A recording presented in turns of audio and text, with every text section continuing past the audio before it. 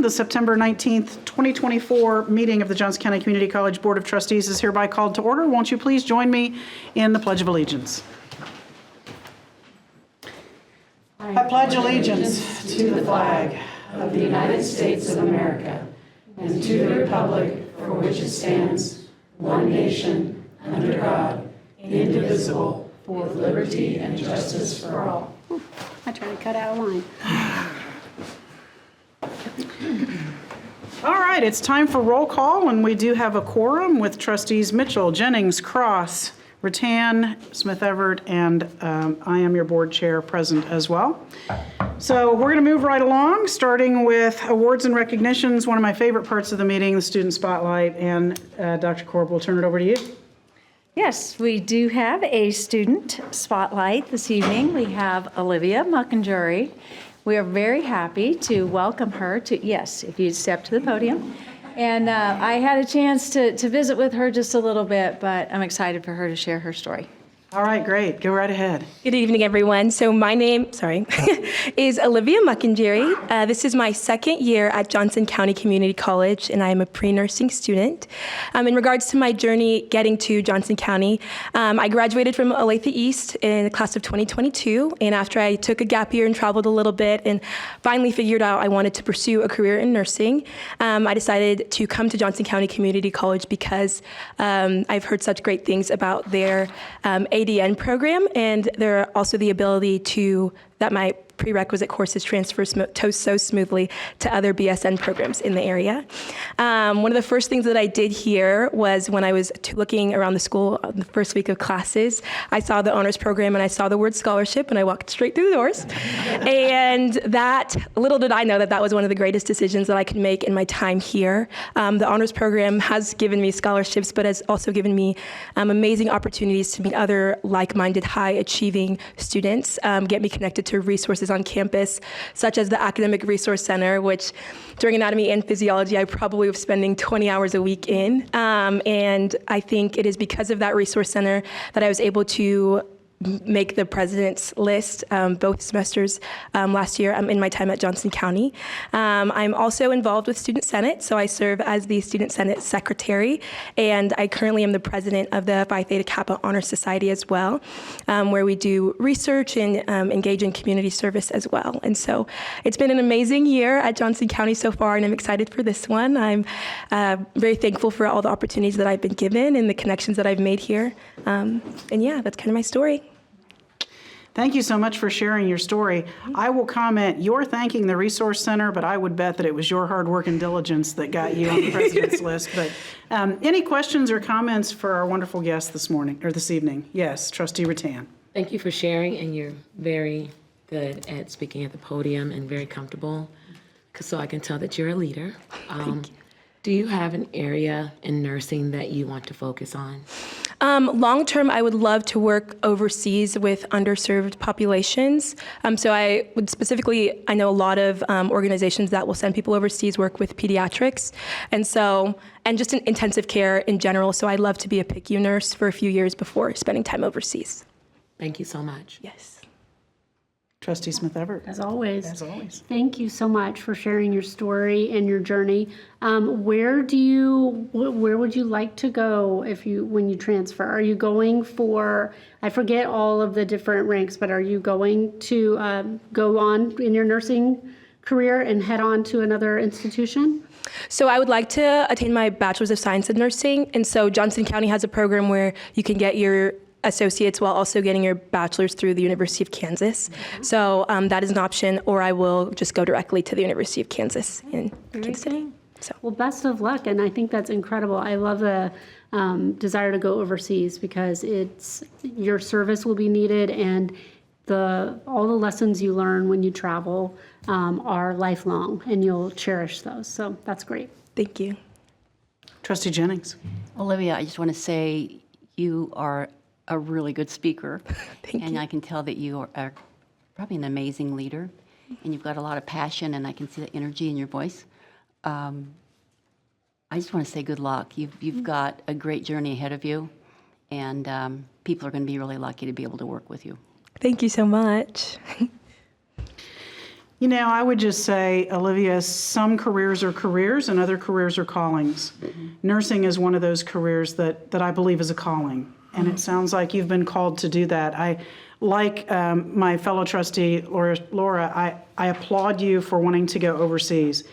It will change your life as much as it will change the lives of those you touch, because your perspective about things will change so dramatically by experiencing and living with folks different from us who don't have all the benefits that we have here in this great United States. So good luck with that. Good luck with your career. And thank you so much for sharing your story with us. What a great story. Thank you all. I appreciate it.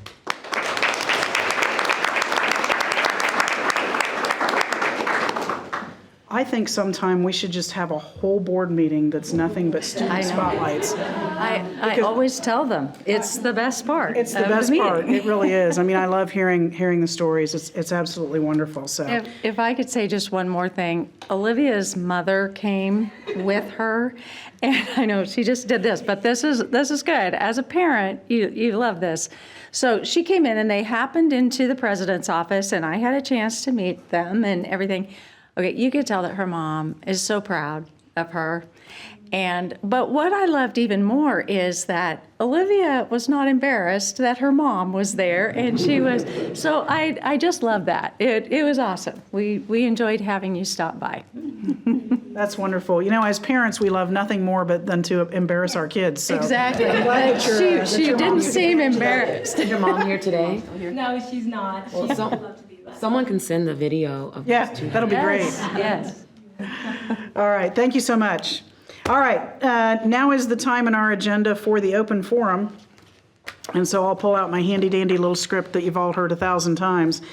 The open forum section of the board agenda is a time for members of the community to provide comments to the board. There will be one open forum period during each regularly scheduled board meeting. Comments are limited to 5 minutes unless a significant number of people plan to speak, and in that instance, the chair may limit a person's comments to less than 5 minutes. In order to be recognized, individuals must register at the door 15 minutes prior to each regularly scheduled board meeting. When addressing the board, registered speakers are asked to remain at the podium, shall be respectful and civil, and are encouraged to address individual personnel or student matters directly with the appropriate college department. As a practice, the college does not respond in this setting when the matter concerns personnel or student issues or matters that are being addressed through our established grievance or suggestion processes or otherwise the subject of review by the college or board. It's my understanding we have no registered speakers. So that portion of our agenda will go fairly quickly. Which brings us to the board reports, and we will start with Logan Grigsby and the Student Senate report. Good evening, distinguished board. I am super honored to be here among you guys tonight. So I would like to get started with our elections, which are currently going on. They started Monday and they closed tonight at midnight, and our results are expected to be out tomorrow morning. So we're excited for that. We have some super qualified candidates. We have a new vice president incoming, as well as a group of 6 or 7 senators. Moving forward from there, we approved the GSA's 4th annual showing of the Rocky Horror Picture Show. They are estimating 100 people to be attending. They're going to be providing food for students on Tuesday, October 8th, 2024, from 6:30 p.m. to 10 p.m. For Student Senate events, Student Senate tabled at CAV kickoff on 9/11. And it was one of the biggest CAV kickoffs we have had so far. It was amazing turnout. We had more students, more tables than we have had in the past. Going forward, we are gearing up for our annual Trick or Treat for Kids community event. This is, I believe, our 18th annual Trick or Treat for Kids. This will be on Thursday, October 24th. Last year, we had an amazing turnout of over 300 families throughout the community. And we're hoping to have an even bigger turnout this year. This is an amazing event because this is not just Student Senate ran, but it is co-ran by many different clubs and organizations throughout the campus who sign up to table, run games, give out candy, and do fun things like that. We are seeking candy donations for this event, and if you are interested in making a candy donation, that would be at the CSI and GEB 117, and they are open from 8 a.m. to 5 p.m. And From there, we are finalizing the plans for the JCC Gives program. We have solid dates locked in with nominations open this month on September 30th, and the JCC Gives market is scheduled for Wednesday, November 13th. Going from there, we have our Student Government Association meeting going. This is a meeting from student governments from across the Kansas City area and the Midwest. We will be traveling to northern Kansas City on Saturday and Sunday, October 19th and October 20th. And we will be bringing 10 student senators, including our exec board and then other student senators who are interested to go. Lastly, we have a new Clear and Connect senator, Mr. Mark Brimmerman. That concludes my committee report. Yield the floor to yield to the board for questions. You're always so respectful, Logan. Thank you so much for that. Thanks for your report. You had a lot packed in there. Any questions for Logan? Go right ahead. I just wanted to say, did you say the trick or treat was October 24th? October 24th, yes. Okay, perfect. That is Thursday evening. Yay, all right, thank you. Trustee Rattan. I just want to say thank you for continuing to have a spirit of service and giving back and reaching out to the community. I think it's very important to form the love of that as you're young. So thanks for doing that, and thanks for being a leader. Absolutely. Thank you so much. Thank you. I just have to ask, is this the same Rocky Horror Picture Show that I saw probably 50 times when I was in high school? Because if so, I might have to put that on my calendar and come with my little bag of accoutrements. They will be providing the gift bag. I have not actually attended, but they will be providing a gift bag for students to have the full experience, especially for the first ones. Like I said, I've never heard. I believe they're called Rocky Horror Virgins, I think is the correct terminology. But yeah, they will be throwing out, they made sure that everything will be sustainability. So instead of throwing rice, they'll be throwing bird seeds. And this will be on the lawn in front of the Rainier Center. Very cool.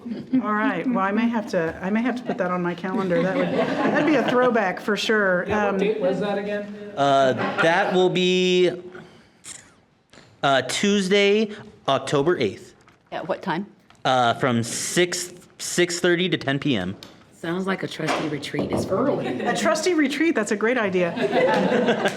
What happens at the Rocky Horror Picture Show stays at the Rocky Horror Picture Show. I also just wanted to mention briefly, Logan, I know that the Student Senate had an opportunity to meet with the academic search folks who were Absolutely. here doing open forums for our presidential search. Thank you so much for involving the Student Senate.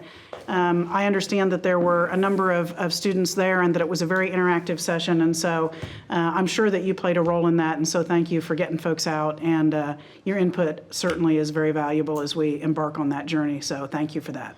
Absolutely. Thanks, Logan. All right. Next up is the wonderful Dick Carter and our college lobbyist report.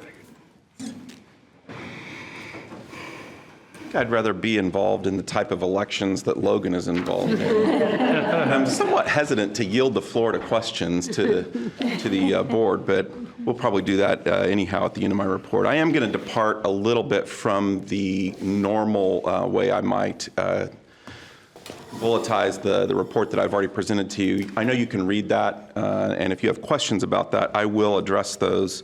But I would like to spend a little time talking about the budget process that's currently going on at the Board of Regents. They met for 3 days this week, and having discussion is maybe a little bit too broad of a term, but they addressed the budget requests that were presented to them and approved budget requests that they will then incorporate into the overall system budget that is made to the Governor's Budget Office. The Governor's Budget Director issued a memo recently requesting that agencies hold down their revenue requests or their budget requests. They know for certain that revenue numbers are going to change as of January 1, given the tax plan that was adopted during the special session and signed by the governor. And so I think that there's a conservative approach as to how the Governor's Budget Office will be addressing budget requests this coming fiscal year. The board approved a $273 million request, which reflects the enhancements. That's not the overall Board of Regents request. It would be much more significant than that. And so they're asking for $273 million in new dollars for the overall system. A majority of that, and a significant majority, not just a majority, goes to the state universities that are part of the 6 that are governed by the Board of Regents. Specifically, as it relates to community colleges, the system asked for $17.5 million, which was approved by the 2024 legislature for fiscal year 2025 for student success. That amount has been reduced to $11 million. So that could be looked at as a cut, because those are dollars that are already in the system. As far as those are not necessarily new dollars, that's $17.5 million that was already approved by the current legislature. The business industry and training, or the apprenticeship grants, that total around $14.3 million. Those dollars were not discussed, and those are dollars that we've seen now for 2 years in a row. There's some concern that the Board of Regents wants those dollars to go through the Department of Commerce. And so I'm not sure if that's part of the Department of Commerce budget request for the coming year or not. Again, a concern that it wasn't addressed by the Board of Regents. This year, the request for the 2-year sector was $13 million for cybersecurity. For the past 2 years in a row, there has been an approximate $6.5 million appropriation. So it was a double appropriation to address a lot of the concerns that are ongoing across technology systems throughout higher education, but it's also throughout all of state government. That was the specific request. That request was met at $10 million as a recommendation from the board going forward. We know that there's a shortfall in Senate Bill 155 money. Those dollars always flow after the fact. We deliver the services, we get reimbursed from the state. There's already a shortfall given what was budgeted or what was approved by the legislature. There's some concern there. The board did indicate that they would ask for supplemental dollars to make up those amounts. The concern is that amount will continue to grow. The board will introduce a proposal that the first 15 hours of college credit would be free to high school students. There were no details, no white paper that went along with that recommendation. We have yet to see what the specifics of that look like. That's a concern. Who pays for that? That's always been sort of a back and forth between the legislature and the Board of Regents and the Department of Education. Do the dollars come out of K-12 money? Do the dollars come out of secondary funding? There was no recommendation on who would pay for those 15 hours of credit. Many high school students are currently enrolled in dual enrollment or concurrent enrollment, but that is a concern that if that was system-wide, meaning that would also apply to Washburn University and the 6 state universities, that raises another concern with a couple of campuses just very close to this campus that cater to 2 state universities.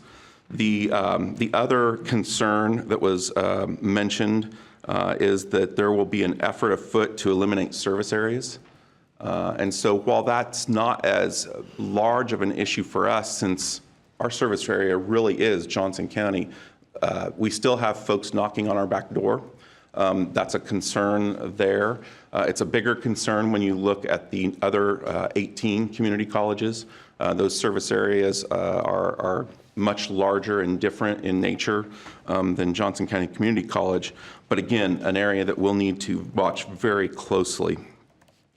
Here's a good one. I mentioned this at the last meeting, I believe, but there is going to be a continued push at the Board of Regents level, at the office level, system level, to charge 1% fee on the dollars that they redistribute to us.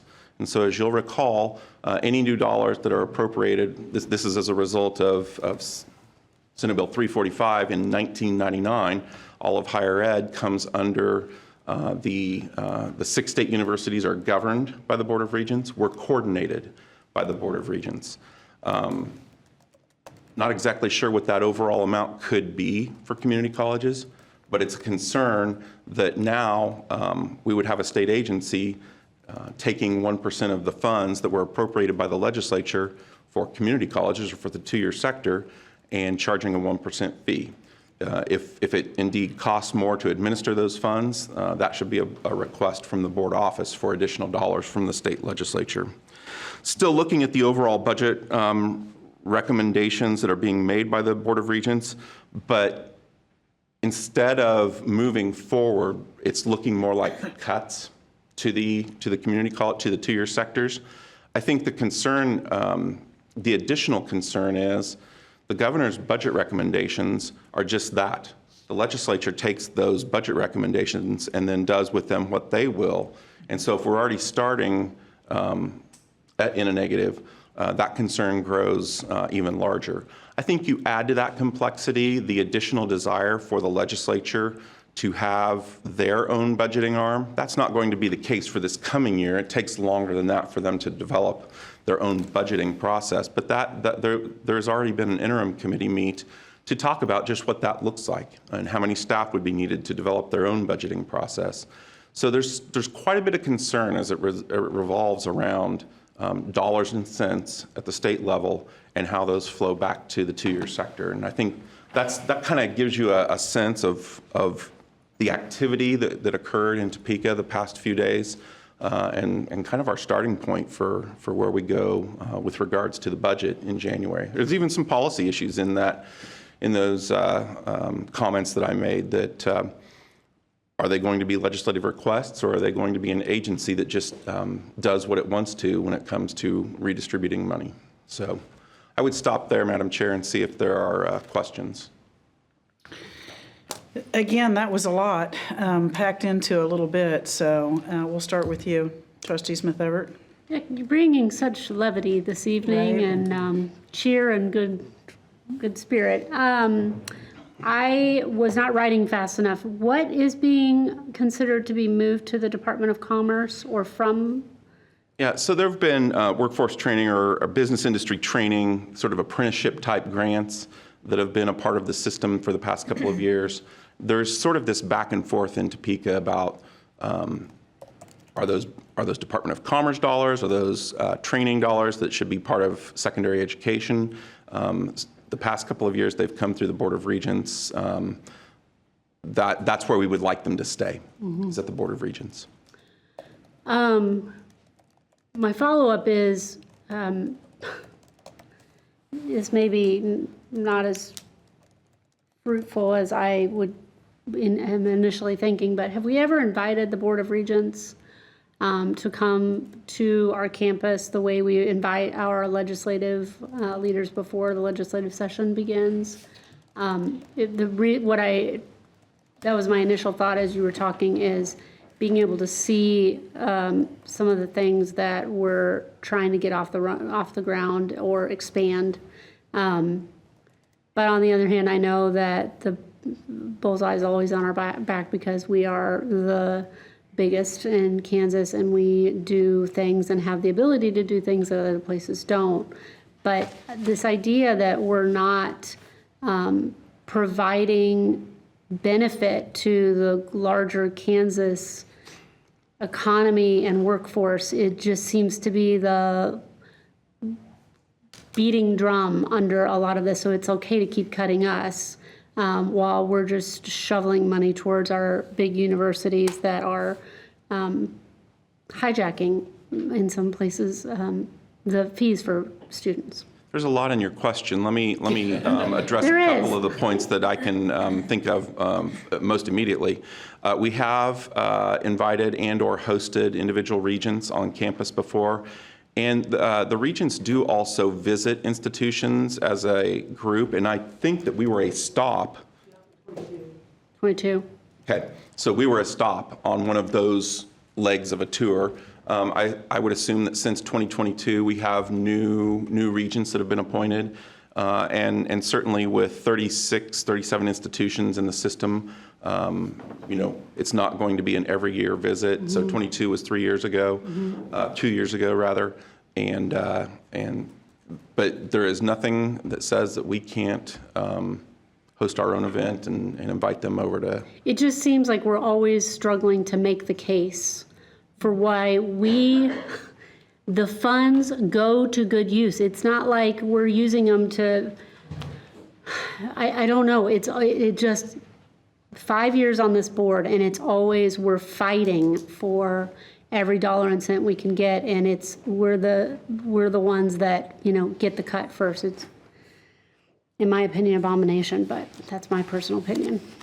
Thank you. I know I asked a lot more there. I will, that concludes my thoughts at the moment, Madam Chair. Trustee Jennings. Why do you think they're focusing on the community colleges to make the cuts? Because it seems like nationally there is a trend that the community colleges are the place where people get trained for the jobs that are needed in the communities. You're absolutely correct. I think that there's a rhetoric or an undercurrent that community colleges have all the money they need, that they have taxing authority that state universities don't have. Never mind that part of the budget request process included $40-some million for state universities for tuition, holding tuition at a certain level. So I think that's part of the mindset that's in play. Trustee Cross. Mr. Carter, what is it they want to do? They want to implement a 1% fee? Yes, so 1% of the dollars that they transfer to or disperse to the two-year sector, they want to administer a 1% fee. So that's different from the first 20 mils they take on a K through 12 budget.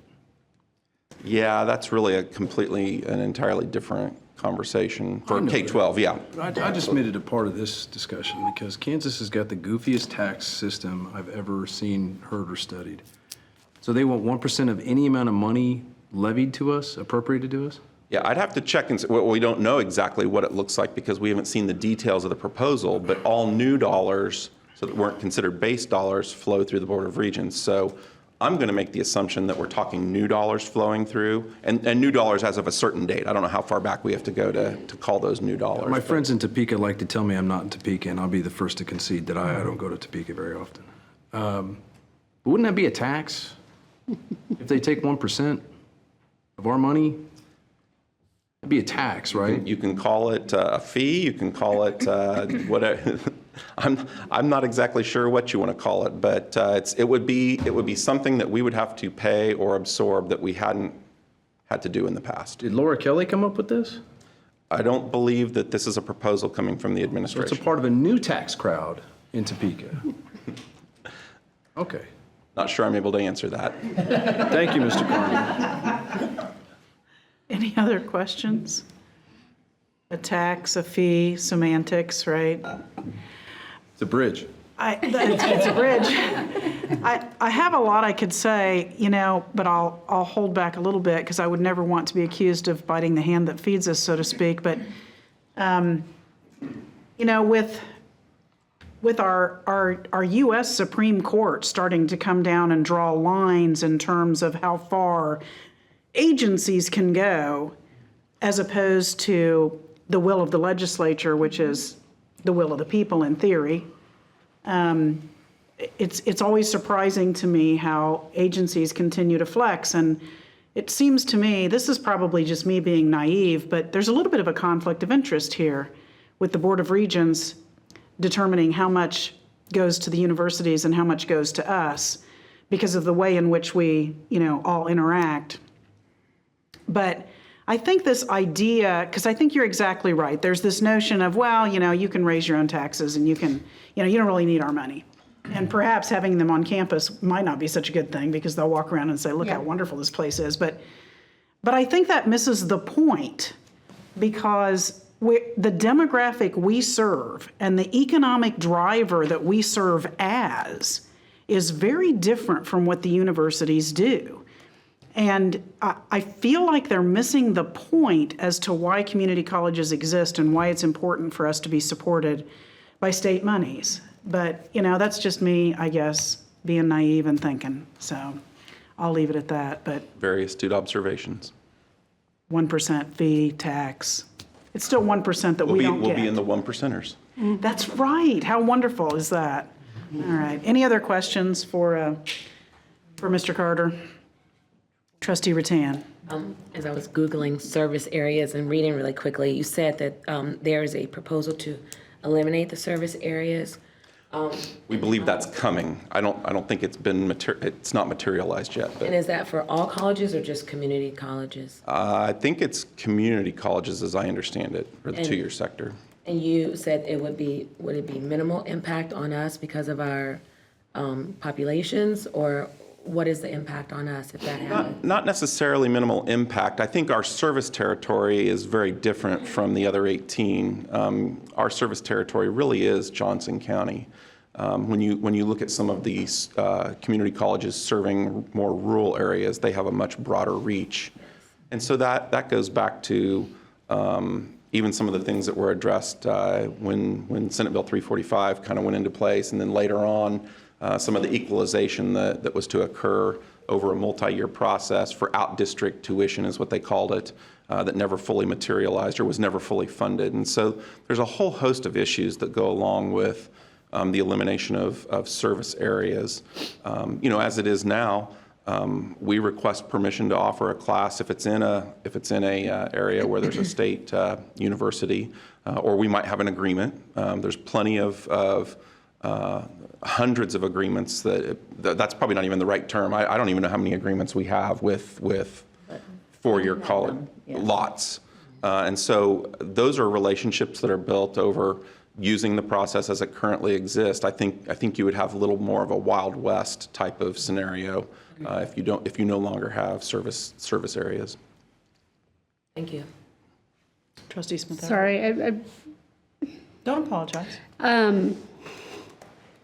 I just want to say to this board, this is why it's critically important that we stay active in KACCT, because they are the voice in Topeka for us. And when Trustee Ingram was on this board, she really gave us the inside scoop and often would understand the dynamics playing out. And it's really critical that because we continue to be pushed in the dark, ostracized, whatever you want to say, community colleges as a whole in Kansas just have not been recognized for the benefit that they provide.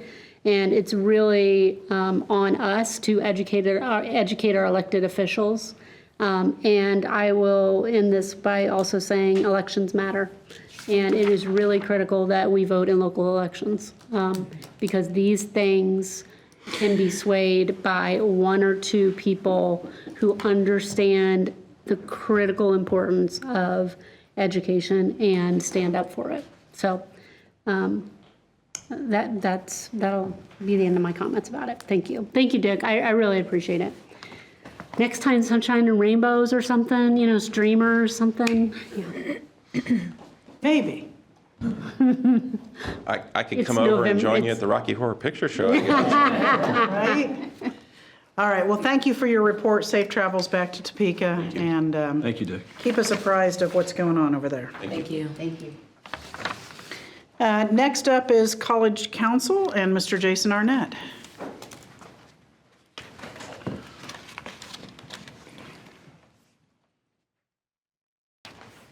Good evening. Thanks for having me here. I'm trying, maybe not as dark as Mr. Carter's update, but not as light as Rocky Horror either. So, although I will say meatloaf again.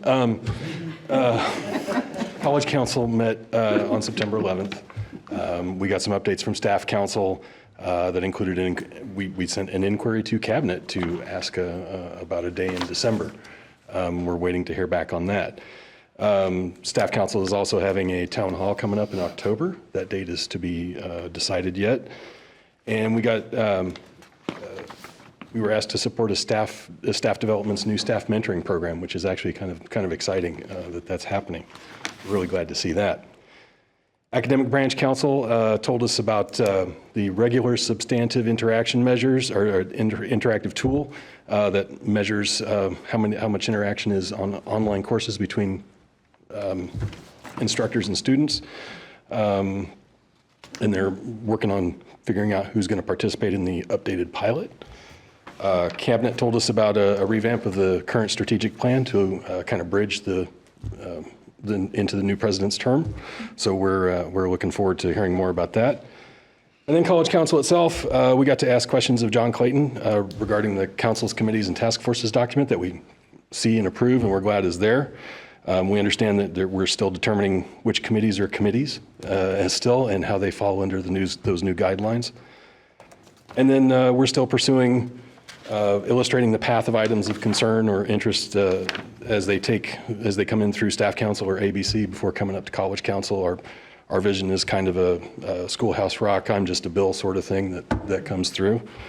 And then, let's see what else, lost my place. And then we came to something that's caused a little bit of tension or consternation, I guess, amongst others with the term voices not votes regarding shared governance. It was perceived to be less than positive. We've heard a number of comments. I'm sure I haven't heard everything, but my friends and faculty have heard a lot about it. So today I took the initiative and removed that term it's from our InfoHub site, and instead of saying shared governance, voices not votes, it now says shared governance at JCCC. So it's a little more positive, a little more inclusive. Hopefully we're aligning with the value of belonging from the college with that. And then I met with the chairs from from staff council and ABC today, and we're not sure that we need to replace that tagline, but we're going to take a good look at it and go forward from there. So that's all I have for you tonight. Thanks, Jason. And thanks for lifting up the bridge plan. I appreciate that. Yeah. Any questions for Jason? Trustee Smith Everett. Not going to cross that bridge. Okay. Can you clarify what you mean when you said it was on InfoHub? Like in what form or how was that on InfoHub? So, we are not part of InfoHub. I understand. There's a pull down menu on the shared governance. When you get to InfoHub, there's a pull down menu, and shared governance is one of the pull down menus. When you click on that, there was another menu that unfolded that said voices not votes. And so that linked to the summarized definition that I shared with you last month. Gotcha. So we got that changed, and then on the headline on that page was shared governance voices not votes, and so we took that out. So it's all shared governance at JCCC. So And you're going to retool a better Yeah. that byline, highline. yeah, I just lost my words. Byline. Is that what it's called? tagline. Tagline. Thank you. yeah. I'm like, that's not the right word. Sure. Thank you very much. I appreciate it. Trustee Cross. Mr. Arnett, thank you for being here. I do want to thank you for being a positive and informative delight to present. I do want to take issue, however, with something you said. I don't think Mr. Carter's dark. I think he's just a messenger. So Forgive me. it's okay. And I thank you for laughing. I got lost in the moment. Sorry. Great job. Thank you. Thank you. Any other questions for Jason?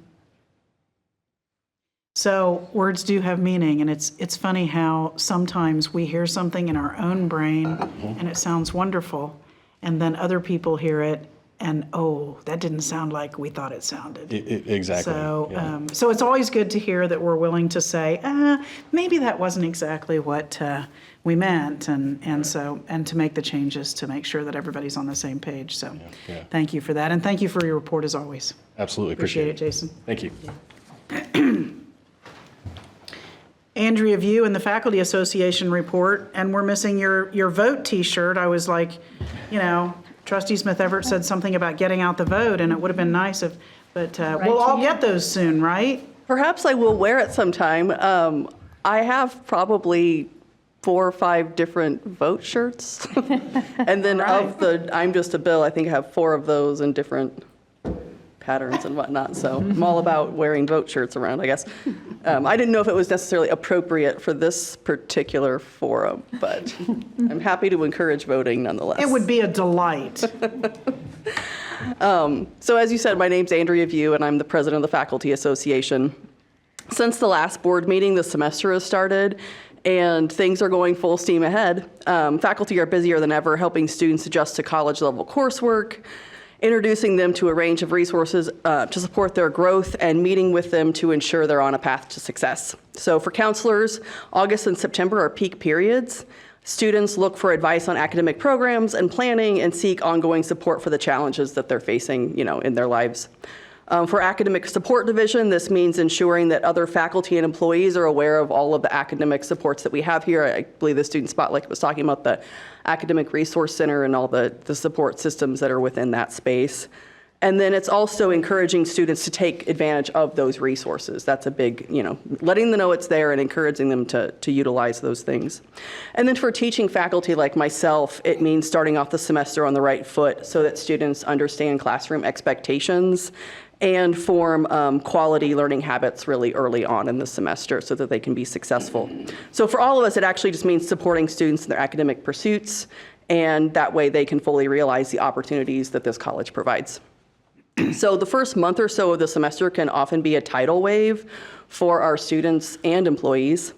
And I'm happy to report that we've made it. we are here still and keep going. The campus is alive with students. I believe the student Senate president mentioned that, and just how much student activity has been going on this campus so far this semester. So probably even to me, it seems like a bit more than even prior years. There's just a lot more activities happening. And a lot of it, I think, is due to just the great spaces that we have created for our students, as well as all of the employees that are working to create a culture of engagement and belonging here. So just a couple of announcements. On Friday, August 30th, the new Honors Lounge was officially opened at the ribbon cutting ceremony. That new space is directly across the hall from where we are in the president's office, of course. And Honors Director Ann Daughter provided some remarks and thank yous for everybody that made that space possible. It was very well attended, including by faculty, honor students. We had trustees Rattan and Mitchell there as well.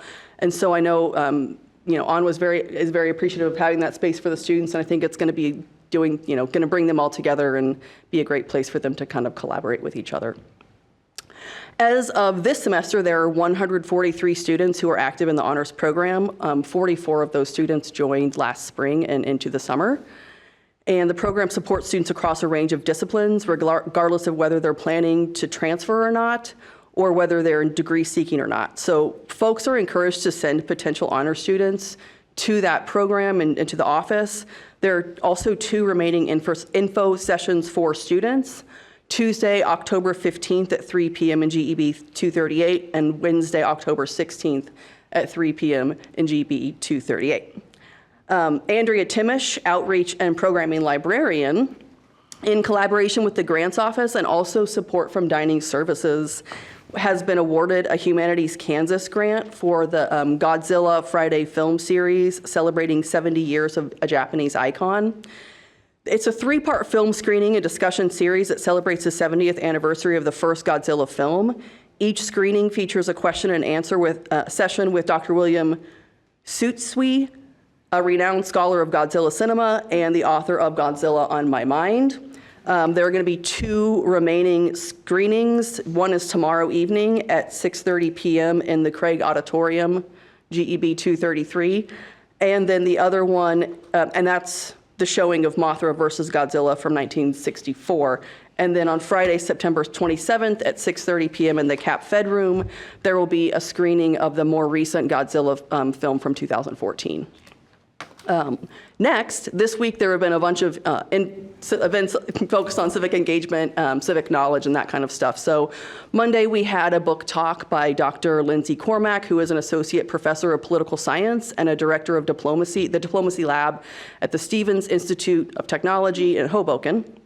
And she talked about her book, How to Raise a Citizen, and why it's up to you to do it. And really what that book focuses on is how we might help younger folks become more civically knowledgeable and active, something I know the state of Kansas is really interested in. I know this college is doing that work as well. So Tuesday was Constitution Day, and it was also National Voter Registration Day. So we had a couple of events on Tuesday. One was a live reading of the Constitution in the collab, and then we also had some things in the food court where we had a constitution quiz. We handed out free pocket constitutions, and then we gave out information on how to register to vote, so students could register themselves to vote. Wednesday, there was a panel discussion on the Electoral College with real-time fact-checking by one of our student ambassadors, and so I got to talk to him about that. He was very excited to do that. The panel included Professors Daniel Weddle and Alan Rostron of UMKC School of Law, and then one of JCCC's own faculty, Ernesto Espindola, who is a faculty member in political science. They all discuss kind of the origin of the Electoral College, the way it functions, its current relevance, and then a little bit of pros and cons of the Electoral College. Those events brought together folks, all of those that I just listed kind of brought together folks from around the college as well as some external partners. So just including like the collab, faculty development, honors, student life, financial aid, the Department of Communications, the Department of History and Political Science, as well as American Public Square and the Johnson County League of Women Voters. One thing I did forget to put in my written remarks, but I wanted to make sure that you all knew about, Japan Fest is coming up. It's October 5th. It will be in the Midwest Trust Center, Rainier Center, OCB, and the Commons Building and the Student Center. It's a large event that goes across campus. I'm sure a bunch of people, we do it every year. It's very massive. So it's presented by the Heart of America, Japan, America Society in conjunction with Johnson County Community College. It's kind of a celebration of Japanese culture and traditions for the entire Kansas City metro area. So I just wanted to put that in front of you, and that's the end of my remarks. Rocky Horror to Godzilla. There you go. That's what we offer at JCC. Right. All right, any questions for Andrea? Yes, go ahead, Trustee Rattan. One, I just want to say, it's so cool that there's always something going on the campus. I was here for something else, and there was hundreds of high schoolers just in the Rainier Center. And then I just thank you for the civic lessons that you're giving to students, because I do feel like there is a void in people knowing how things function in America. So thank you for working to fill that gap. Yeah, it's such an important thing for everybody to understand how our democratic republic works. So It's been really big on lost that. or forgotten or something. Yeah. So thank you for that, and thanks for everything you do. Thank you. Trustee Jennings. I just want to say, I agree, the student spaces, I mean, that is, great spaces create great relationships, and great relationships create collaboration, which creates active involvement. And whenever I walk around those student spaces, that energy, the positive energy that's coming out of those spaces is pretty wonderful. So thanks. I just want to say you're so right about this, and I've noticed it in the last couple of weeks. I walk back and forth on the second floor of this building a lot back and forth all the time. But you hear, because the student spaces are right across the hall from where we are. When you walk down the hall on the second floor, you can hear the students kind of engaging with each other, and then you can see them out in the volleyball court area and all that kind of stuff. So it's just it's super cool. Trustee Cross.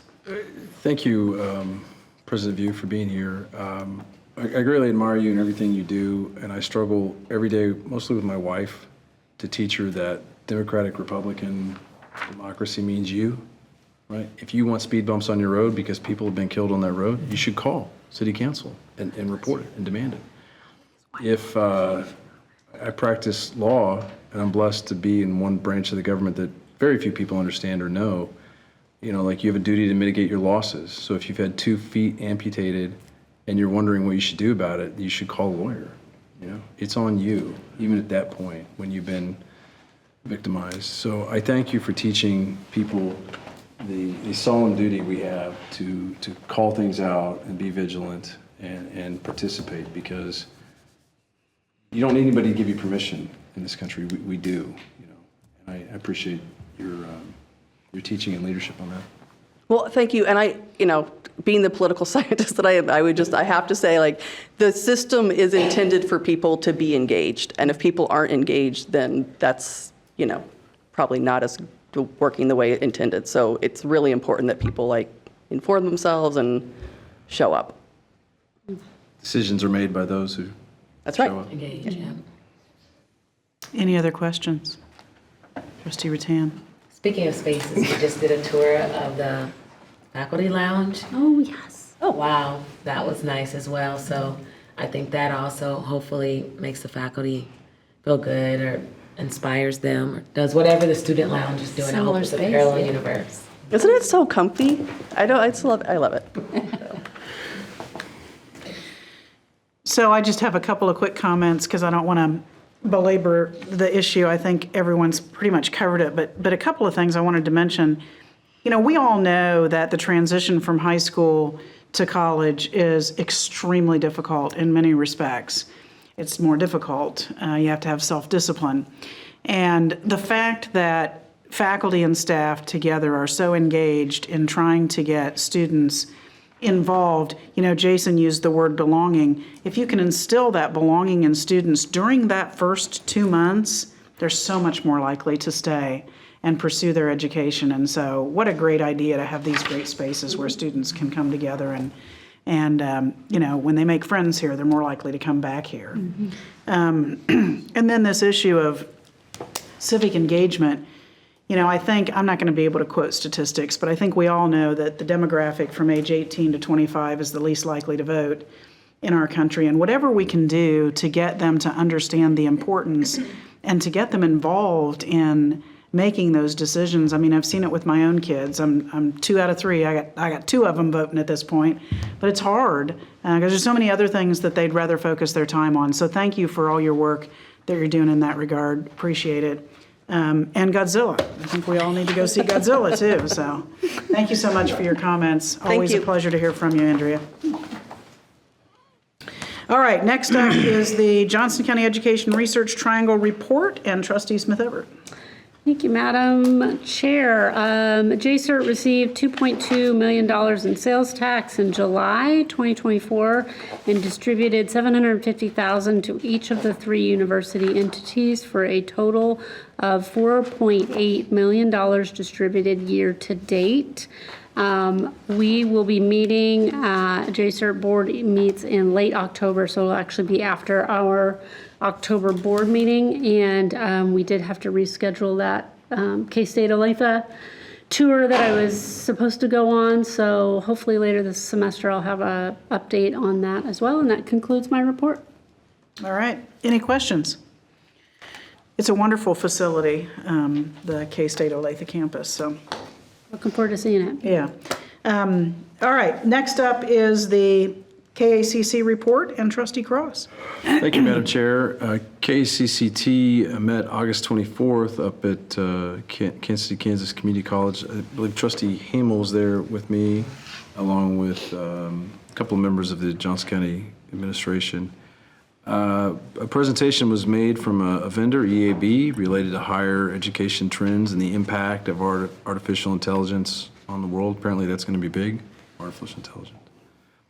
Number 3, a presentation was provided by Heather Morgan about the trends in Kansas higher education.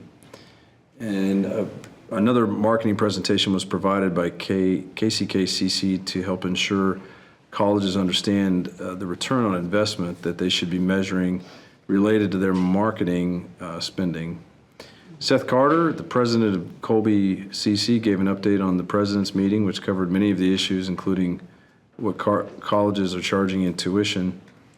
And Greg Mosier, the president of Kansas City, Kansas Community College, and his staff gave us a tour of the new lab that they've developed to serve multiple business partners as well as Panasonic.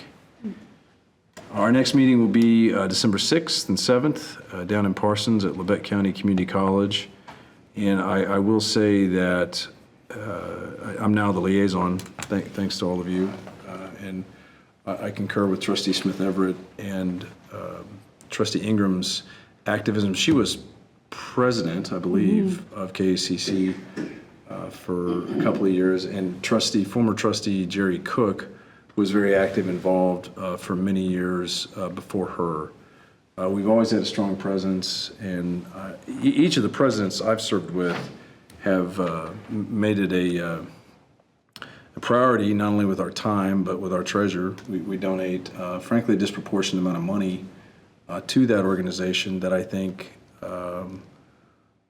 frankly, certain legislators and other parts of the state need to understand that we help fight for their community colleges. It's not just for the glory of Johnson County, but their success in many ways is our success. Some of them are struggling, as candid and as polite as I can be, and I may have said this in months before, but both of my parents are from other parts of the state in rural areas, and I grew up in Douglas County. But this college means a great deal to me, and my wife went to Hutchinson CC. My family, many of my friends played at community colleges across the state, and the whole system means a lot to me. And it's been a struggle with the Kelly administration to get the budget that we need, because she feels the need to reward, in my opinion, region schools that were in counties that voted for her. And so to educate her on the value of the system, separate and independent from her vote share, she's been open and receptive and is a friend and ally of mine. I'm not trying to disparage, but just to lay out for this board the need, I think, at least Trustee Smith Everett said, to be active and engaged. Harry Truman used to say he'd go to the outstate to campaign just so they didn't think he had cloven hooves because he was from Jackson County. And I think you need to keep that in mind, because they need our help, frankly, and we need them. And I'll be quiet now and stand for any questions. But it was a good meeting, and I thank Heather Morgan and for everyone who showed up. And that'll conclude my report, Madam Chair. Thank you for that. Any questions for Trustee Cross? Our involvement with other community colleges in Kansas, you're right, is just so incredibly important. I'm going to have the opportunity next week to be with both Labette Community College and Hutchinson Community College for very different reasons. But getting the opportunity to interact with those folks and realize their mission is just like ours. They're serving that same need. And so the more that we can all join together and try to tackle that. If I can, just to piggyback and build on what you're saying, in some ways it's more important because whether it's Derek Schmidt, who I worked for in the Kansas Senate, who later became our Attorney General, and I believe is up for Congress this year. He went to Independence Community College before he came to KU, and then I think he studied abroad in England, and then to Georgetown Law when he was working for, I believe, Senator Castleman. But, to connect with a student like that locally, and I think Derek came from Maine, so don't cry for him, but, that school was still there for him to get to KU and for us to reach out to a rural, poor crowd that my family's a part of. It's so critical to get them to Manhattan, to get them to Lawrence, to get them to Pittsburgh, wherever. And, we can't feed, house, clothe, or educate everyone in Johnson County. So it's critical we help those sister institutions. So sorry to ramble. I just feel passionate about it. Thank you for allowing me the opportunity to serve there, and I appreciate it. Yeah, no, well said, and thank you for your comments.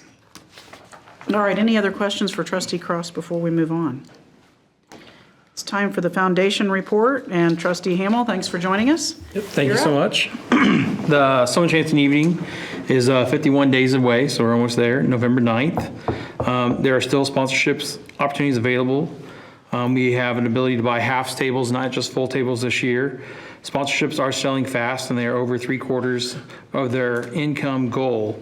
Underwriting opportunities will also be available. Visit jcc.edu/SEE 2024. We had our harvest dinner. It was a great success. Gross revenue was over $25,000. This event was sold out. We had 2 sponsors, and the chef was an incredible graduate of Johnson County Community College culinary program, and he spoke very passionately about his time here at Johnson County Community College. There was a reception honoring the Johnson Countyans of the Year, Carl and Gil Gerlach, on Tuesday, September 10th at the Overland Park Convention Center. We had a record turnout for our fall scholarship lunch on September 11th. There were 140 attendees that made up the scholarship recipients and donors. Always a wonderful event to hear firsthand the impact of supporting students through scholarships.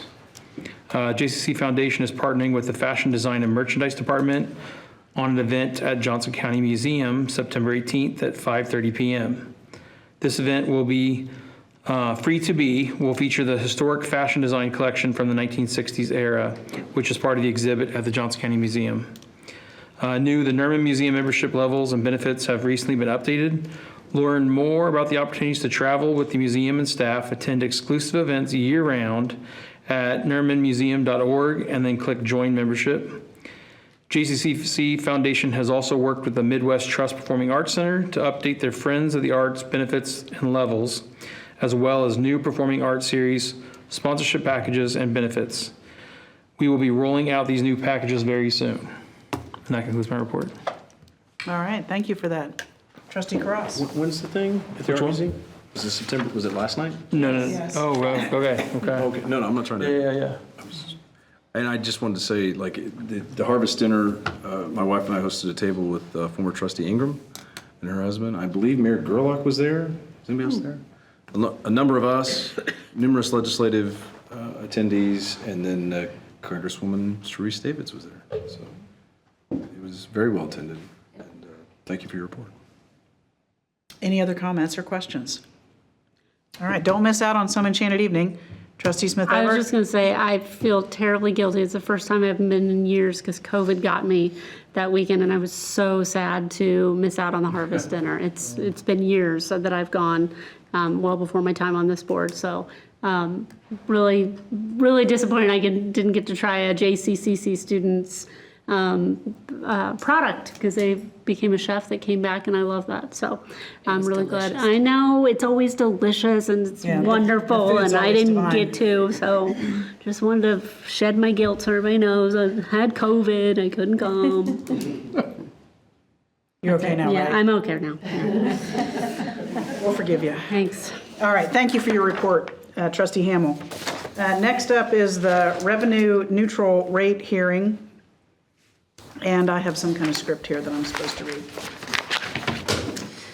At this time, I'd like to open the revenue neutral rate hearing for public comment. Those wanting to address the board during this hearing needed to sign up in person outside the boardroom 15 minutes prior to the start of the meeting today. And seeing that we have no one signed up to comment from the public, I will close the revenue neutral rate hearing.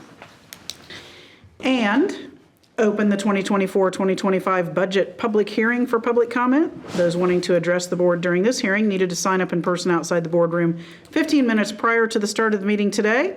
Seeing that no one signed up to comment from the public, I will close the 2024-2025 budget public hearing. And that takes us to Management and Finance Committee reports.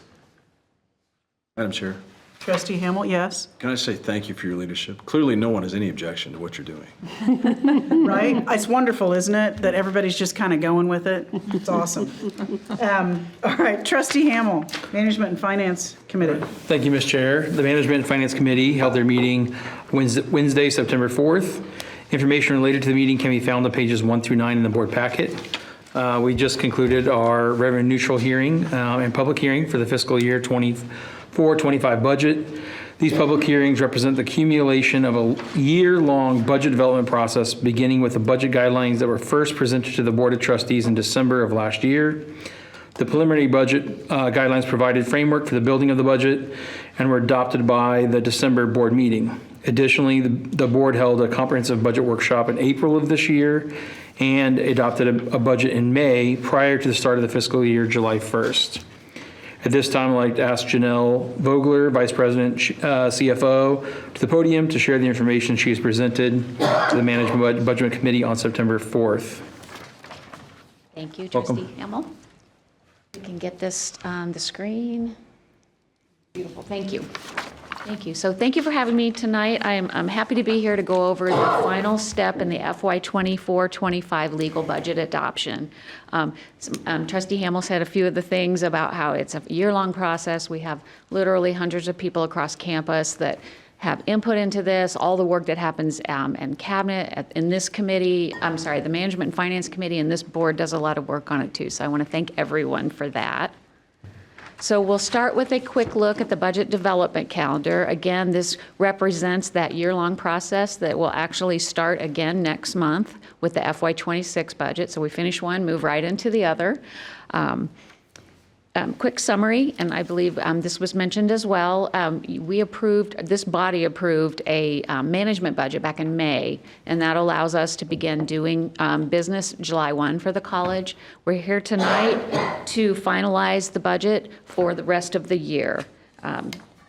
By statute, we have to hold the 2 hearings that we just held. They have to be held between August 20th and September 20th, and this month's board meeting fit exactly into that, being the 19th, so we have done that portion. Okay, so as a summary of the budget, and you have seen these bullet points before, but I want to go through them so we're very clear on what we are bringing forward for approval. We used a budgeted assessed valuation growth of 7% once we got the numbers from the county earlier this year. We are recommending that we maintain the current mill levy of 8.11 mills, and this comes after 5 mill levy reductions in the past 6 years. Our proposed tax rate levy of 8.11 mills exceeds the revenue neutral rate of 7.6. So that is why we held the revenue neutral rate hearing a little bit earlier tonight. The tuition and fee increases of 4% across the board were brought forward and approved by the board in December of 2023, which allowed us to begin to publicize the tuition rates, enrollment, and all the things that need to happen before the start of the fall semester. We maintained a College Now grant at $250,000, which allows us to continue to support access and affordability for our Johnson County resident high school students. On the expense side of things, as you may recall, we had a 3% placeholder in the budget earlier in the year for compensation increases for faculty and staff. At the conclusion of the faculty negotiation process, the final budget reflects that 5% compensation increase that was the final increase that was agreed upon. There are no changes in our total number of budgeted faculty and staff positions. This also allows us to cover benefits cost increases for medical, employer portion of taxes, payroll taxes, and the 403B contributions. It also supports $110,000 in strategic plan initiatives with, I do like to say here, we have other expenditures throughout the year that are supportive of the strategic plan, but they're coming from other buckets of money, such as the business and industry funds that were discussed a little bit earlier, and some student success funds that we receive from the state as well. It also includes our budgeted inflationary increases on certain goods and services throughout the year. So this is a summary of our general fund budget, to be clear on that. As we look at the total budget in the graphical form, you'll see that we have 68% of our revenue budget comes from ad valorem property taxes, with 15% coming from tuition and fees, another 14% coming from state aid, and then another 3% that's miscellaneous revenues. Those are things like interest income, other revenues that come into the college that are not tuition and fees, like children's center revenue and other things like that. As we look at the expense side, you'll see our salaries and benefits total around 76% of our total expenditure budget. 19% are current operating expenditures, supplies, materials, consulting, professional services, things like that. 3% are for general funded capital expenditures. So we also have a capital outlay fund, but we also pay for capital expenditures in the general fund, and about 3% is for that. And then that final 2% is for debt service, and so that allows us to pay down our college's long-term debt according to our debt schedule. So finally, this is the actual numerical look of where we are on this budget. So you'll see between the column in the middle that says May 9th in the beginning, that's the management budget, and what we're proposing today as of September 4th. You'll see a little difference, and the only difference is in that salary and benefits line, and that reflects the increase from 3 to 5% on the salaries line in the increase. So that puts us at about 231,000 use of reserves. In a budget of our size, that is pretty close to budget neutral. It's around 0.1% of our budget. So I think that's a good place for us to be. So with that, I'll turn it back for discussion, questions that you might have, and then there's a couple of recommendations I believe that we need to have the board consider. Any questions or comments for Janelle? Trustee Cross. Thank you for the report, Janelle. We're at 76% for salaries and benefits. Is that good? It's pretty consistent where we've been in past years. in my opinion, as we're really a service organization, it makes a lot of sense that the majority of our expenses would be in paying our faculty and staff to support instruction. One of my favorite football players was Phil Simms, and he liked to talk about how he used to bump heads with his head coach, Bill Parcells, and then after he got done playing for Coach Parcells, he said, "Not a day goes by that I don't quote something he said and lay some wisdom on somebody." So former trustee Bob Drummond that I beat in 2013, and then he's such a man of grace and dignity. He sat me down in May. It was in our interim after a spring election. And he briefed me on things. And I thought at the time he was talking down to me, and I didn't know he was laying all these nuggets of knowledge on me. And one of the things he talked about was that a budget should stay under 80%. Is that right? 80%. Well, he always had this quote. He'd say things need to be sustainable. And so for a public entity, especially one of our size, that we should focus on staying at below 80% on salaries and benefits. I mean, was that a good concept to live by, or have I been mislaboring? No, I can speak to that. We were at a time back then when we were pushing 80% of our budget being salary and benefits, and so we were really watching that, and that's when those conversations were taking place. For higher education, it's not unusual for it to be up there around that, but ours has definitely been higher than 76. So that is actually good management of what it is that we've been doing over the last few years, because it has been a higher percentage than that in the past. I think I know that. I'm not sure what they all know. I don't, Maybe they but know I'm it. They just- don't I'm need me just to do telling you, this, but like I just want to historically, make yes. sure they know this is pretty good management. It is. I remember those conversations about And it wasn't bad management by them. There a lot of No. for our previous colleagues in administrations, like they were under immense political scrutiny and pressure in that era. So I'm not working to disparage anybody, and we learned these lessons from them. I did. So And we had different circumstances then, but I do remember those conversations as well. thank you. I just want to comment. Trustee Smith Everett. Can we go back, I think it's back one slide, to talk about the funding source? I am going to do the same thing, Trustee Cross, and I am going to quote something Trustee Musil and Trustee Cook taught me, and is in the history of Johnson County Community College, a wonderful book if you have a lot of free time, go back and read about. But it talked about the belief or the foundation this college was built on, which was a three-legged stool of funding. And I find myself needing to repeat it now that Trustee Musil and Trustee Cook are gone, that the intention was that our lovely community taxpayers would pay 1/3 of the college, the tuition and fees would pay another third of the college, and the state would do their part to pay the other third. And I just think, in light of the conversation we just had a little while ago with our lobbyist at Carter, it's really important to say and to note that the contribution made by our state continues to shrink, and that has to be carried by someone else to make this college run. And that will conclude my remarks, Madam Trustee. Well, alrighty then. Any other comments? I would say, and thank you, Janelle. It's always wonderful to hear from you, and you do such a great job of explaining this so that people like me can actually understand it. I just want to thank the citizens of Johnson County and the taxpayers, because it's because of them, because you're right. When I first came onto the board, those three pieces were roughly the same. I mean, not equivalent, but roughly.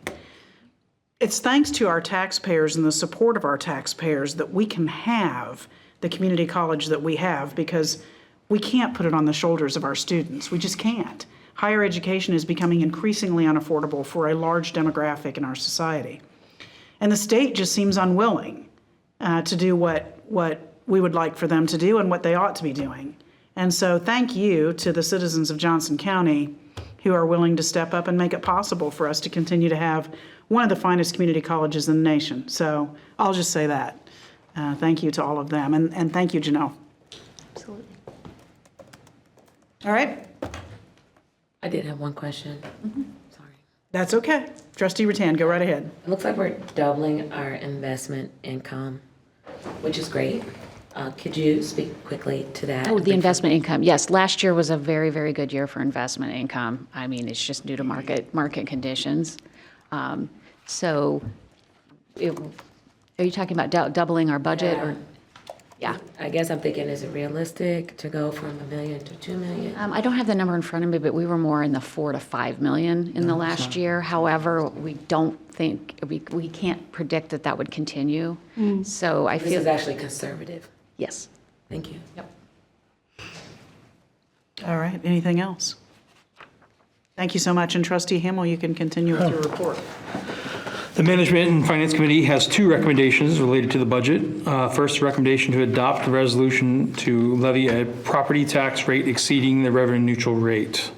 It is the recommendation of the Management and Finance Committee that the Board of Trustees accept the recommendation of the college administration to adopt a resolution to levy a property tax rate exceeding the revenue neutral rate for the 24-25 fiscal year as found on page 1 of the board packet.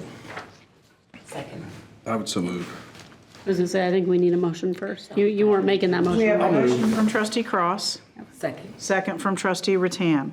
Any discussion? I would just say this, I mean, gosh, this is just basic math, right? If our revenue remains neutral, that means we can't spend another dime from what we spent last year. That means nobody gets a raise. That means all of the things that we have to buy that have gone up because of inflation, we now can buy less of. And so this notion of revenue neutral is not practical to continue operating our institution. And so I just want to make sure that that's clear, that we're not raising the mill levy here. We're just keeping the money that's coming in at a higher rate so that we can pay the things that are costing us more. So I would just offer that. I'm sure everybody knows that already, but I just wanted to throw it out there. So with that, any further discussion? Hearing none, all in favor say aye. Aye. Opposed? Nay. Motion carries 6-1. Trustee Hamel, you may proceed.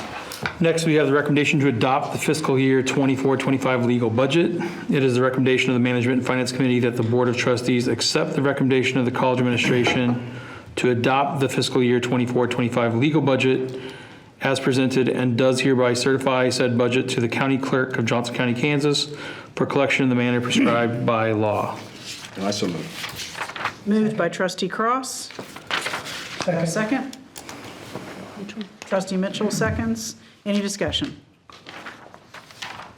Hearing none, all in favor say aye. Aye. Opposed? Nay. Motion carries 6-1. You can continue with your report. Management and Finance Committee received the following reports from staff. Ms. Ann Louise Fitzgerald, Associate Counsel, Policy and Compliance, provided an update on the college's legal regulatory compliance program, reviewed the roles and plans of the Office of General Counsel and Compliance, and various accomplishments of the past year.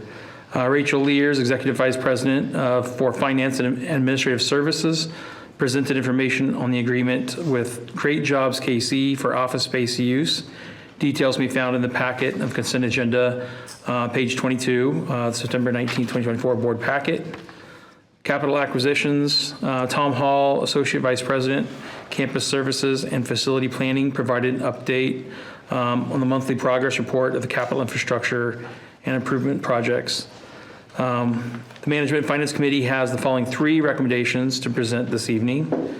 It is the recommendation of the Management and Finance Committee that the Board of Trustees accept the recommendation of the college administration to approve the cooperative purchase from Johnson County Fire Protocols for the total estimated expenditure of $183,662. And I so move. Second. Moved by Trustee Hamel, seconded by Trustee Cross. Any discussion? Hearing none, all in favor say aye. Aye. Opposed? Motion carries 7-0. You can go ahead with your report. Okay, next one we have it is a recommendation of the Management and Finance Committee that the Board of Trustees accept the recommendation of the college administration to approve the cooperative purchase from Keysight Technologies for a total expenditure $196,148. And I so move. Second. Motion made by Trustee Hamel, seconded by Trustee Jennings. Any discussion? Hearing none, all in favor say aye. Aye. Opposed? Motion carries 7-0. And I believe you have one final recommendation. Last one. It is a recommendation of the Management and Finance Committee that the Board of Trustees accept the recommendation of the college administration to approve the single source justification to Innovative Technology Solutions for $205,024. And I so move.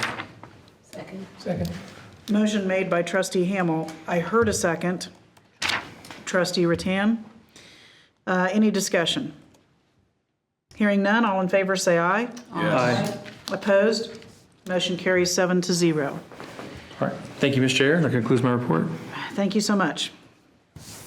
Next up is the Student Success Committee report, and Trustee Jennings. Thank you, Madam Chair. The Student Success Committee met at 9:45 on Wednesday, September 4th, 2024. Dr. Miller, Dean of Academic Support, provided an overview of the Academic Resource Center, or ARC, including general operating procedures, services available, and coordination with other campus services. The ARC provides study skills, support, language, math, science, and writing tutoring and assistance. In addition, the center maintains an academic alert system to identify high-risk students and provides for early intervention. The academic probation program provides needed support to assist students in maintaining their GPA. 3 student success stories were then highlighted. And I just want to add that the information that Dr. Miller shared with us, it was not only wonderful information to support our students, but they have done a lot of work to kind of reconnect and renovate some kind of separated systems so that students not only are getting the supports they need, but it's all kind of in a general place, which will really make a difference for students to actually maybe go for more than one type of support during their academic semester. Dr. Maupin presented one affiliation agreement. The agreement was approved by the committee. Those complete details can be found subsequently on the consent agenda of the September 19th board packet. And that concludes my report. Thank you, Trustee Jennings. Any questions or comments? Trustee Rattan. Did they go into any statistics on the uses of the ARC Center? Like what percentage of students? I asked that same question. It's brand new, so they will be gathering that information, but the changes have just started, so they don't have that information yet. Yeah, good question. Any other questions or comments? I would just mention, guys, that's why we're here, right? Teaching and learning and student success. So, we heard Olivia say earlier how much the Resource Center helped her, and I think with the improvements they've made, and to your point, kind of co-locating everything, it'll be even better for our students. So how wonderful is that? Thank you for your report. Next up is the President's recommendation for action, and we'll start with the Treasurer's report and Trustee Hamel. Thank you. The board packet includes the Treasurer's report for the month ended July 31st. Some of the notes to include the general fund's unencumbered cash balance was $126 million as of July 31st, 24. Expenditures of the primary operating funds are within approved budgetary limits. It is a recommendation of the college administration that the Board of Trustees approve the Treasurer's report for the month ended July 31st, 2024, subject to audit. I so move. Second. Any discussion? We have a motion and a second. Any discussion? Hearing none, all in favor say aye. Aye. Opposed? Motion carries 7-0. And that concludes my report. All right, thank you, Trustee Hamel. Next up is the monthly report to the board, and Dr. Korb, take it away. Yes, well, it's been a busy week. Thank you, because you've spent a lot of additional time here this week. And so I know that you spent time with the presidential search firm. They were, in addition to meeting with you, they met with a lot of other people on campus. And so they're getting ready to prepare the next step of the search. So thank you for that. We also appreciate the time that you spent and your feedback when we talked about our strategic planning process. So now we have, with your feedback, we're going to make just a few adjustments to what we had talked about. So we can go back to the campus community and build that 2-year bridge plan that is going to fill the gap between our current plan and then when we go through an actual full comprehensive strategic planning process in a couple of years. So thank you, because that was important for us to make sure that we had alignment on everything before we moved on to the next step. And obviously, it's not the last time you're going to hear about this. It's going to come back, but we're going to have a lot of conversation on campus before it comes back your way.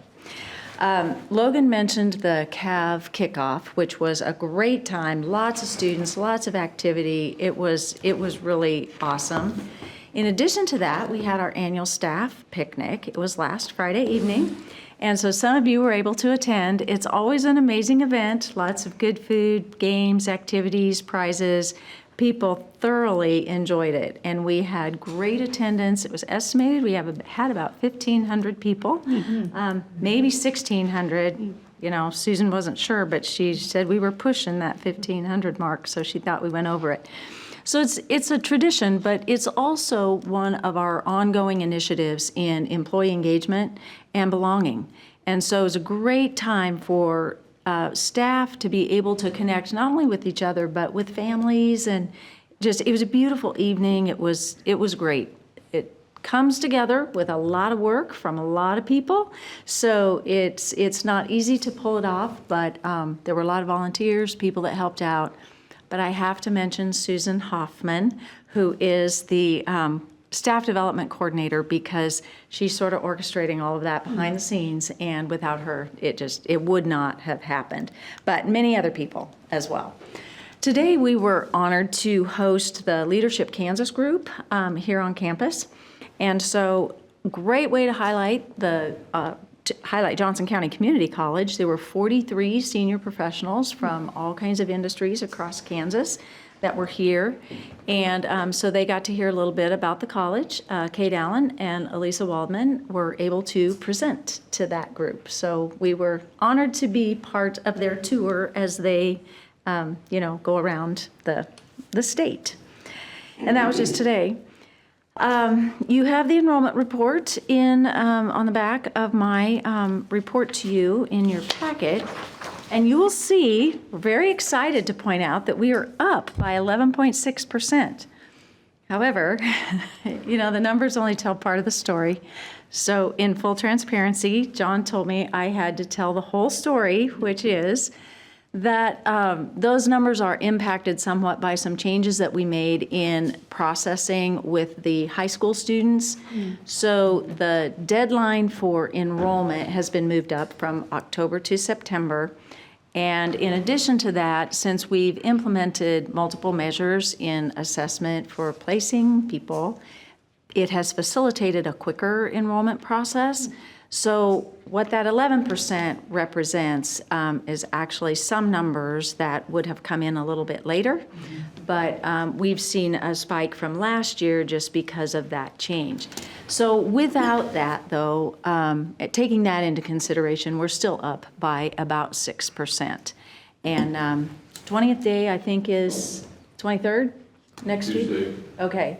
So we're getting very close to our census date. And so then we'll have a more official number, even though it does continue to flux just a little bit.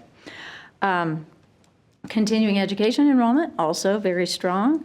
We have 6,425 enrollments this year. That represents 36% of the total goal for this year.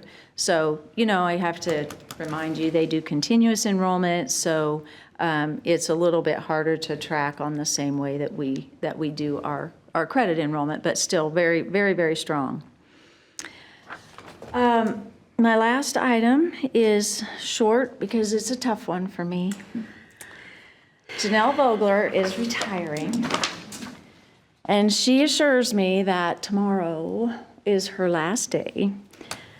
I've had the pleasure of working with Janelle for 25 years, and I have admired her leadership. I have observed her making tough decisions and being in some situations where she had to navigate some rough waters. She did that with integrity and grace and a lot of poise, and so just is admired for that. In addition to just the fairness and respect in which she treated people in just every situation that came up. So I know that on Monday, the college is going to feel a little different because we're going to miss you.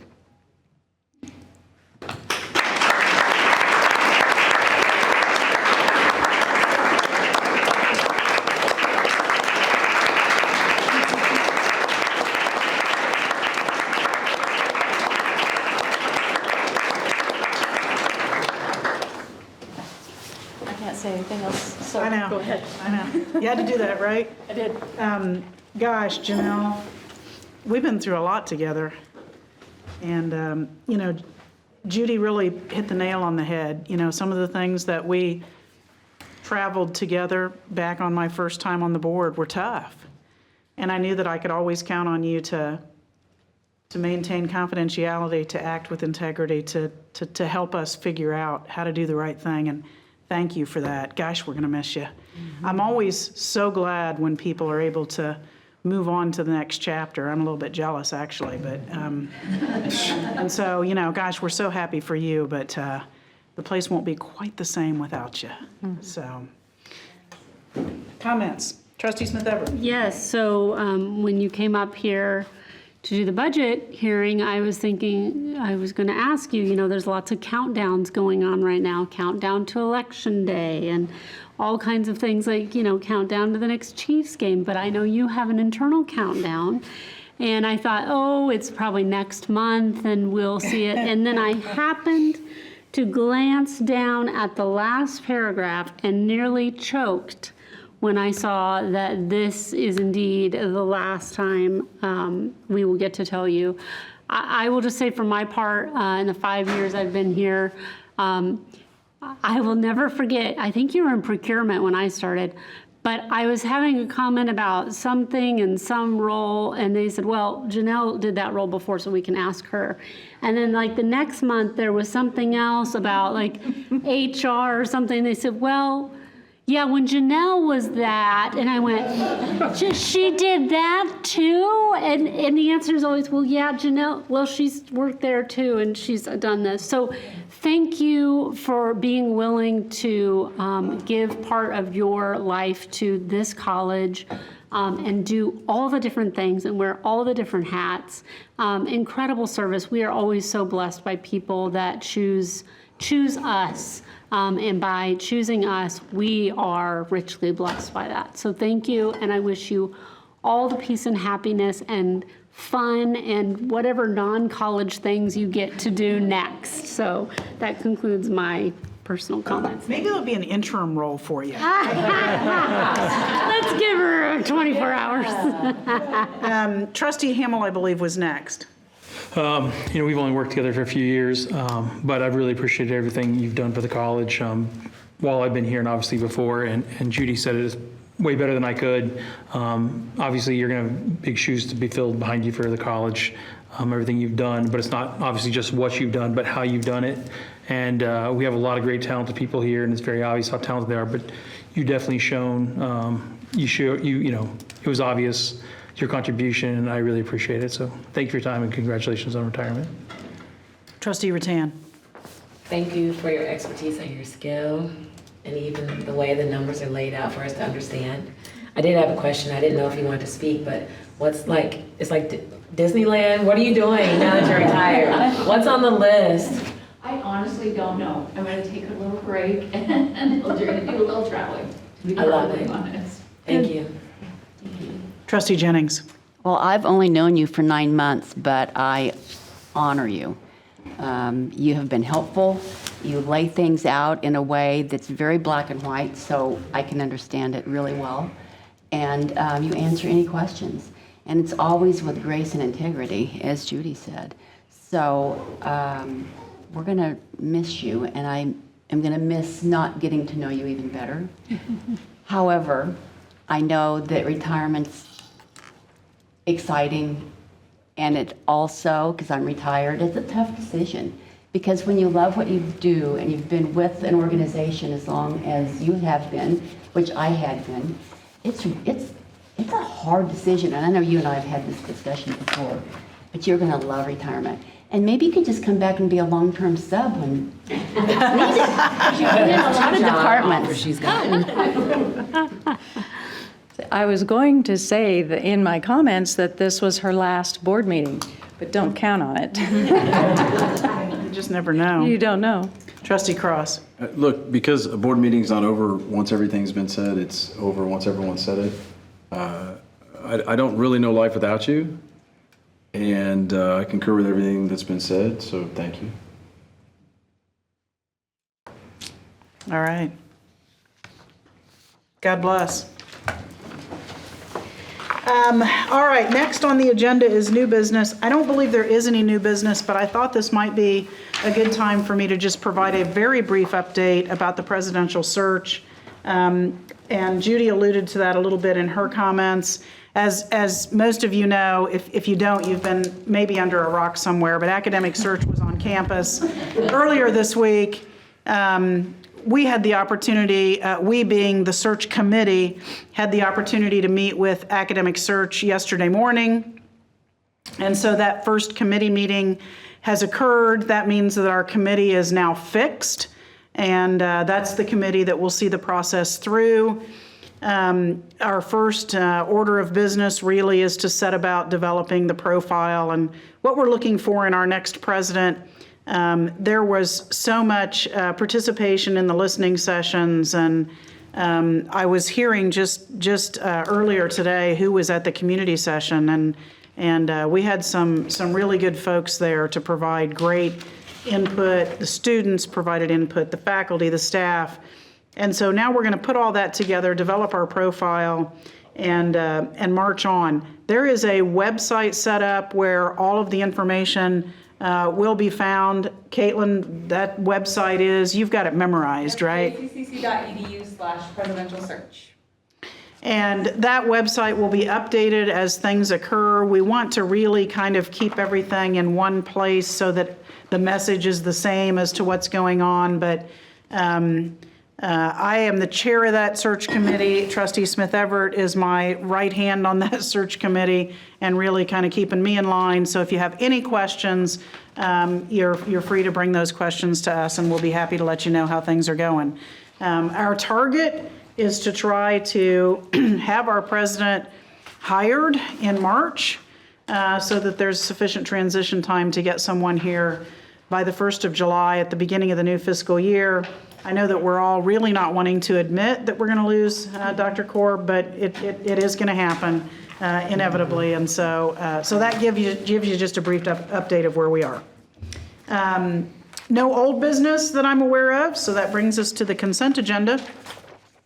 The consent agenda is an opportunity for us to take up in a single motion several items of a fairly routine nature, and you will find the consent agenda beginning on, is it page 22? Of the board packet? Yes. And hopefully everyone's had an opportunity to look through that. I'll ask first of all if anyone would like to have anything from the consent agenda removed for individual consideration. Hearing none, I will entertain a motion to approve the consent agenda. So moved. Moved by Trustee Cross. Do I have a second? Second. Seconded by Trustee Hamel. All in favor say aye. Yes. Aye. Opposed? Motion carries 7-0. I am not aware of any executive session unless someone surprises me with one. And so I believe we can entertain a motion to adjourn. And I just want to note that this has got to be like some kind of record. Yes. Right? So thanks Chair, thank you everyone for your for the efficiency. Appreciate that. My 5 years, it's certainly a record, that's for sure. And do we have a motion? Second. Motion by Trustee Rattan, seconded by Trustee Smith Everett. All in favor of adjournment, say aye. Aye. Opposed? Motion carries 7-0. We are adjourned, and I get to bang the gavel. We get to see her.